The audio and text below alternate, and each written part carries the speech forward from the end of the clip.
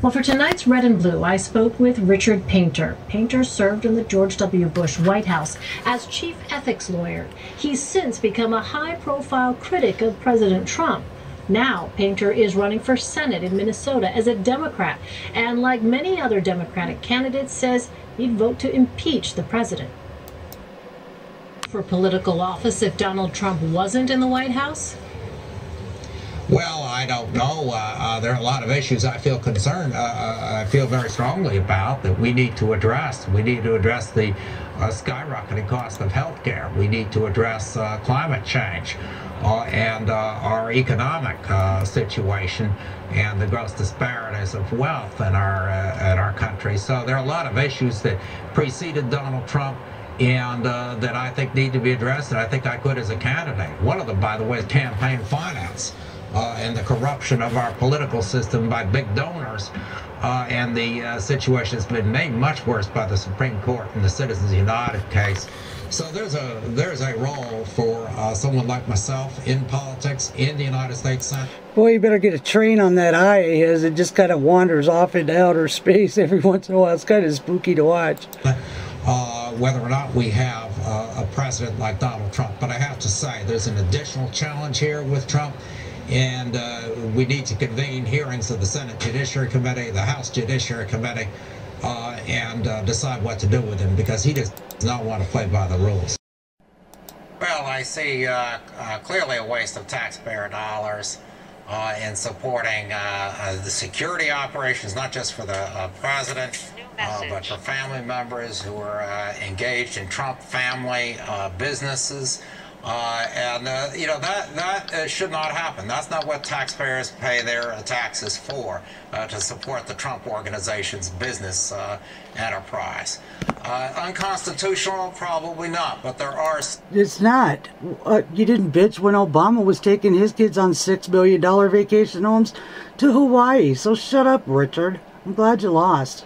Serious constitutional issues, because if foreign government money is coming into the Trump organization, and we know that it is, through the hotel rooms and the hotel ballrooms and the financing for Trump properties. So I just want to be that's clear, constitutionally Richard. impermissible.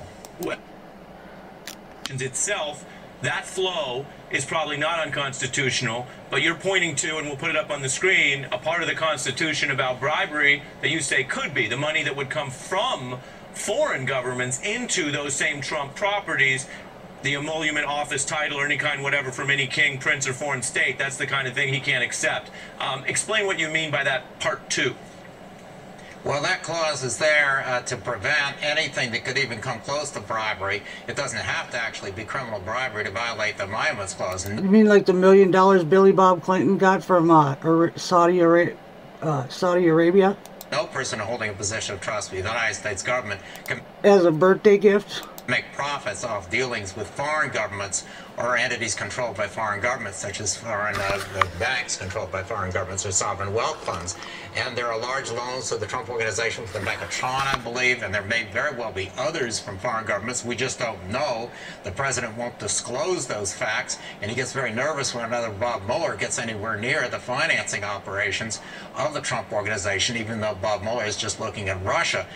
Well, it doesn't look like Bob is looking at Russia at all. He's looking at white-collar crimes that could have been held, taken care of by the IRS and the Justice Department. We need to know that, what's going on there, because the founders contemplated this problem and made it very, very clear that people holding positions of trust in the United States government cannot be making profits off dealings with foreign governments.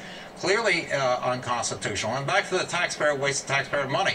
Not unconstitutional, but I am a partisan Republican, and I think it's going to destroy them. You are not a partisan anything. You're a Democrat disguised as a Republican. The Republican Party to have this type of waste of taxpayer money. We pay the taxes, we're tired of high taxes, and we're not paying taxes to support the Trump family. Appropriate.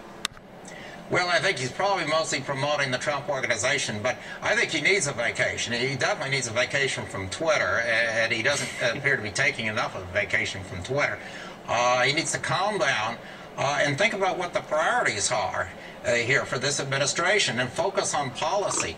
not on the Russia investigation. There's a ray of hope here, and that his lawyers have reached out to Bob Mueller, maybe in a conciliatory tone. Maybe we can get back to a situation where the president is focusing on policy, Bob Mueller does his job, and the White House does what we did in the Bush administration, which is to say no comment